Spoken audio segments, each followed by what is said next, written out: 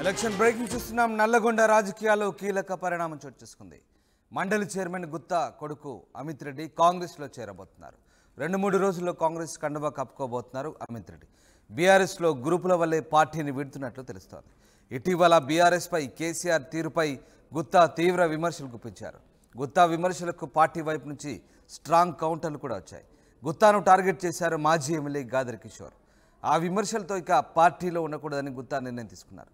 తనయుడు కాంగ్రెస్లో చేరితే గుత్తా కాంగ్రెస్లో చేరినట్లే. గుత్తా బీఆర్ఎస్పై మాట్లాడిన తీరును మంత్రి కోమటిరెడ్డి వెంకటరెడ్డి కూడా హర్షించారు.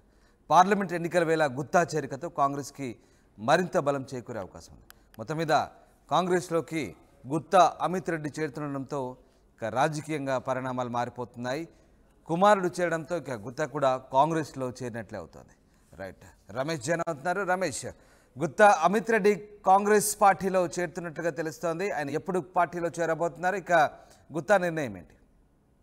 రైట్, ఎంపీ ఎన్నికల వేళ బీఆర్ఎస్ పార్టీకి ఇది షాక్ అని చెప్పవచ్చు. గత కొంతకాలం నుంచి కూడా గుత్తా సుఖేందర్ రెడ్డి బీఆర్ఎస్ పార్టీపై అసంతృప్తిగా ఉన్నమాట అందరికీ తెలిసిందే. 2-3 రోజుల క్రితం కూడా మీడియాతో కూడా మాట్లాడుతూ కూడా బీఆర్ఎస్ పార్టీపై అధినేత కేసీఆర్, అదేవిధంగా జిల్లాలో ఉన్నటువంటి మాజీ మంత్రి జగదీష్ రెడ్డిపై కూడా విమర్శలు కూడా చేసిన వ్యాఖ్యలు కూడా అందరూ చూసినటువంటి పరిస్థితి కనుకుంది. గతంలో అసెంబ్లీ ఎన్నికల్లో ఓడిపోయినప్పటికీ కూడా ఎక్కడ కూడా మళ్ళీ ఆ ప్రక్షాళన చేయలేదు, పార్టీని పరిశీలించుకోవాలని చెప్పలేదు. అదేవిధంగా ఎంపీ ఎన్నికలకు వెళ్తున్నటువంటి నేపథ్యంలో కూడా పార్టీలో ఎలాంటి తీసుకోలేదని చెప్పారు. మొదటగా గుత్తా అమిత్ రెడ్డి కూడా బీఆర్ఎస్ నుంచి ఎంపీగా పోటీ చేయాలని భావించారు. ముందుగానే నల్గొండ లేకపోతే భువనగిరి 2 స్థానాల్లో ఎక్కడి నుంచి అయినా పోటీ చేయడానికి కూడా సిద్ధమైనట్లు కూడా అప్పుడు అధినేత కేసీఆర్, అదేవిధంగా కేటీఆర్ కూడా దీనికి గ్రీన్ సిగ్నల్ ఇవ్వడం జరిగింది. కానీ జిల్లాలో ఉన్నటువంటి ఆ పరిణామాలు, గ్రూప్ విభేదాలు, గుత్తా అమిత్ రెడ్డి పోటీలో ఉన్నప్పటికీ కూడా మరొక కొంతమందిని కూడా పోటీ చేయాలని ఇక్కడ ఉన్నటువంటి నేతలు చెప్పారని కూడా అతను చివరి నిమిషంలో కూడా మళ్ళీ పోటీ నుంచి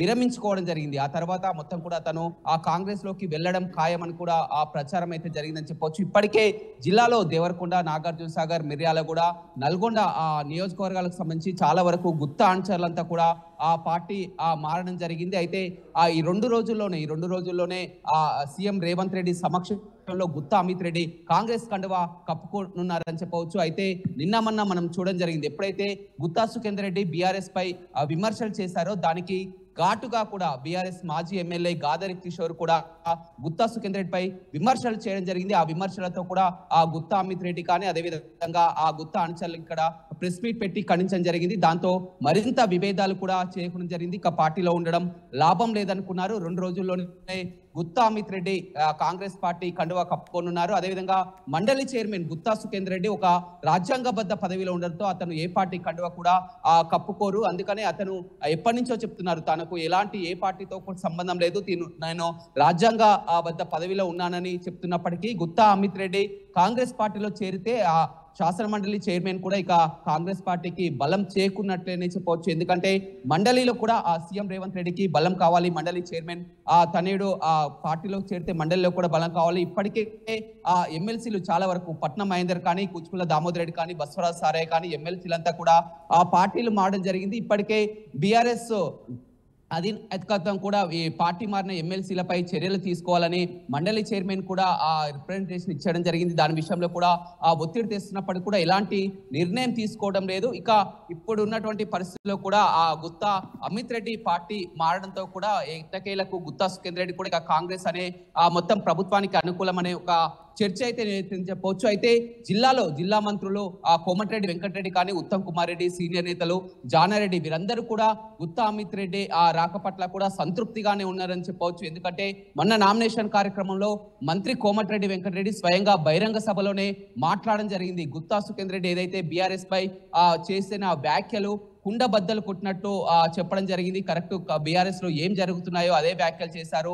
ఆ మండలి చైర్మన్ సుఖేందర్ రెడ్డికి ధన్యవాదాలు తెలుపుతున్నానని కూడా మొత్తం ఒక బహిరంగ సభలోనే కోమటిరెడ్డి ప్రకటించడం, ఆ తర్వాత జానారెడ్డి అదేవిధంగా ఉత్తమ్ కుమార్ రెడ్డి వీరంతా కూడా గతంలో గుత్తా సుఖేందర్ రెడ్డి కాంగ్రెస్ పార్టీలో పనిచేసినటువంటి వ్యక్తి, కాంగ్రెస్ పార్టీలో వీరంతా కూడా కలిసి ఉన్నటువంటి వ్యక్తులు కావడంతో జిల్లాలో ఆ గుత్తా అమిత్ రెడ్డి మొత్తం కూడా వారితో కలిసిపోయే అవకాశం కనపడుతుంది. 3 పర్యాయాలుగా ఎంపీగా ఉన్నటువంటి గుత్తా సుఖేందర్ రెడ్డి 3 పర్యాయాలు 3 టర్ములో జిల్లాలో ఆ ఎంపీగా పనిచేయడం జరిగింది. అతనికి రమేష్, అంటే గుత్తా అమిత్ రెడ్డి కాంగ్రెస్ పార్టీలో చేరితే రాజకీయంగా ఎలాంటి పరిణామాలు చోటు చేసుకుంటాయి? అంటే కాంగ్రెస్ పార్టీకి ఏ రకంగా రాజకీయంగా లబ్ధి చేకూరే అవకాశం?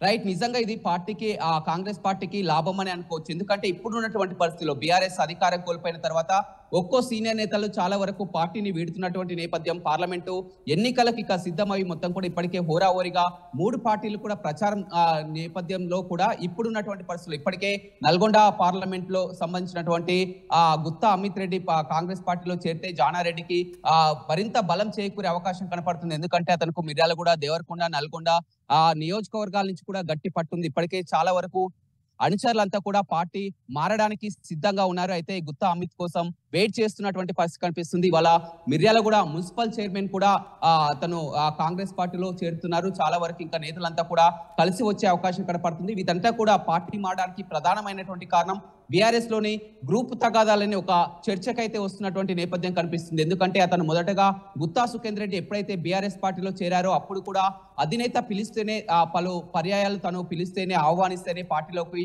వెళ్ళాడని కూడా చెప్పడం జరిగింది. మంత్రి పదవి కూడా ఇస్తామన్న హామీతోనే పార్టీలోకి వెళ్ళడం జరిగిందని కూడా అప్పుడు చర్చించడం జరిగింది. ఆ తర్వాత ఉన్నటువంటి పరిస్థితుల్లో అతనికి మంత్రి పదవి ఇవ్వకపోవడం, ఆ తర్వాత కొడుకు ఎంపీ చేస్తానన్నా కానీ ఆ విభేదాలు సృష్టించడం, ఇవన్నిటి పరిణామాల నేపథ్యంలో కూడా తను కాంగ్రెస్ పార్టీలోకి గుత్తా అమిత్ రెడ్డి ఇటీవల ఎప్పుడైతే వ్యాఖ్యలు చేశారో సొంత పార్టీలో తన తండ్రిపై వ్యాఖ్యలకు నిరసనగా కూడా తను మనస్తాపం చెందడం జరిగింది. ఏదేమైనప్పటికీ కూడా గుత్తా అమిత్ రెడ్డి ఆ పార్టీలో చేరడంతో కూడా రాజకీయ సమీకరణాలు పూర్తిగా మారనున్నాయని చెప్పవచ్చు. ఒక 2-3 రోజుల్లోనే గుత్తా అమిత్ రెడ్డి సీఎం రేవంత్ రెడ్డి సమక్షంలో కాంగ్రెస్ పార్టీ కండువా కప్పుకోనున్నారు.